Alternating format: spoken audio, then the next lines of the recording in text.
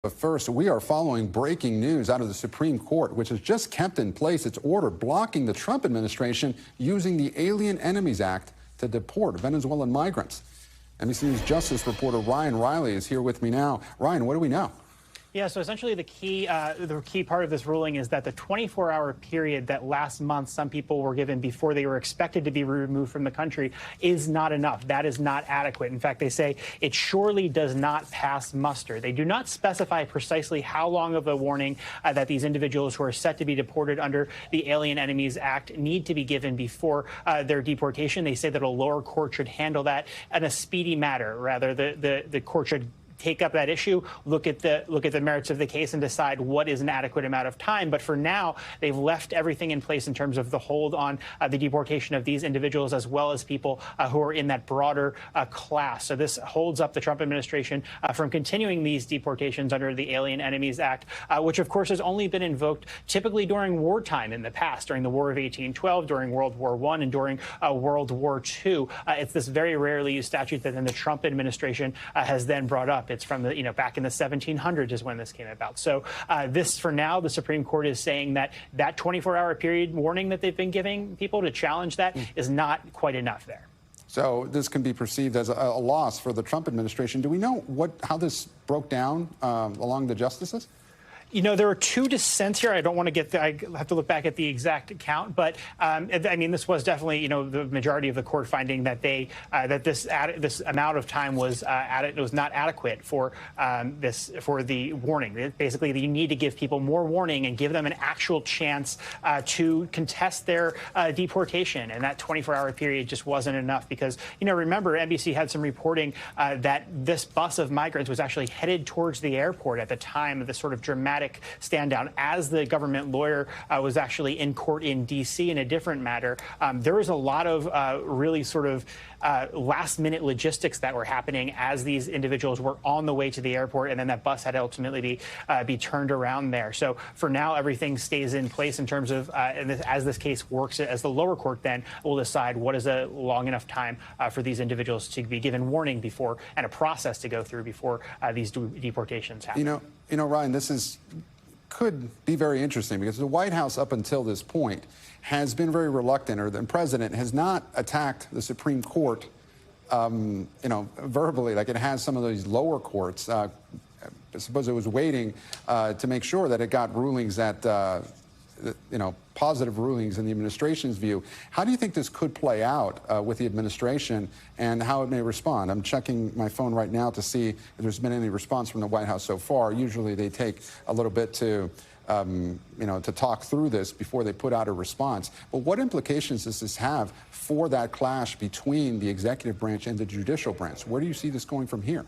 Yeah, I mean, you're right. He has not lashed out as much at the Supreme Court as he has with lower courts. And judges, of course, have faced some threats who have been subject to sort of a lot of the president's rhetoric in the past. And what they've, the administration throughout, they always say a local district judge, right? They sort of denigrate their position, say that this is outside of the realm, that this is, dealing with a foreign sovereign. That's the sort of rhetoric that we've heard from the administration, saying that the courts should stay outside of this. But now that we've gotten, this decision from the Supreme Court talking about some actual merits here and saying that this definitely doesn't pass muster, this 24-hour period, that's definitely a loss for the Trump administration. Is going to have to be something that they're going to, figure out how they're going to address this going forward. And we'll see if they end up changing their sort of approach to how they've been doing this and figure out what the lower court will ultimately figure out what that timeline has to be if they want to go about these deportations. And of course, the broader question of whether they can invoke the Alien Enemies Act is still something that is going to be for the court to decide down the line. Even a Trump-appointed judge we had say that that was not warranted. And really quickly, Ryan, before I let you go, just so we're clear with our viewers, what is the next step here? When would this either go back before the Supreme Court or before another court? What are we expecting to happen? The next step is for it to go to the lower court, and the Supreme Court has said that should happen on a quick matter before this ultimately the other broader challenges on the merits of the invoking the Alien Enemies Act will eventually probably bubble their way up to the Supreme Court. Ryan Reilly, our justice correspondent. Ryan, thank you so much. And I want to turn now to our NBC News legal affairs reporter, Grumbach, who's on the phone. He was just actually in that other court hearing that Ryan mentioned about Kilmar Abrego Garcia. Gary, I want to get your reaction to all this. How significant is this ruling from the Supreme Court? Hey there, Gabe. I think this is going to be an incredibly significant ruling, and I think what's most significant about this ruling is that they didn't actually decide how much notice is to be given. They are going to leave that to the lower courts to decide what is going to end up happening here. And we've seen some courts around the country giving their best guesses of what the notice should be. Some have said 30 days. Some have said 20 days. As they mentioned in the ruling today, they said under these circumstances, notice roughly 24 hours before removal, devoid of information about how to exercise due process rights to contest that removal, surely does not pass muster. So definitely not 24 hours, but what will be the middle ground here is something that I think the lower courts, whether it's in this case, in the AARP case, which is the initials of a migrant in the Northern District of Texas, is going to have to decide.